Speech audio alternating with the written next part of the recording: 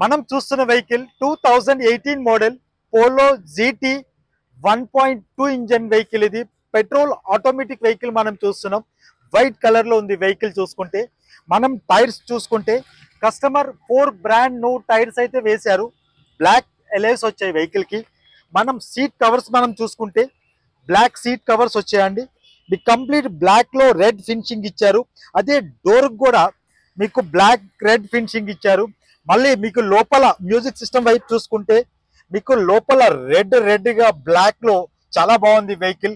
మీకు సౌండ్ విజంగా చూసుకుంటే silencer sound చూసుకుంటే మరే మా వెహికల్ రైడ్ చేసేటప్పుడు చాలా స్పోర్ట్స్ బైక్ ఏ విధంగా సౌండ్ వస్తుందో సైలెన్సర్ ఎగ్జాస్టర్ పెట్టారు. చాలా బాగుంది వెహికల్.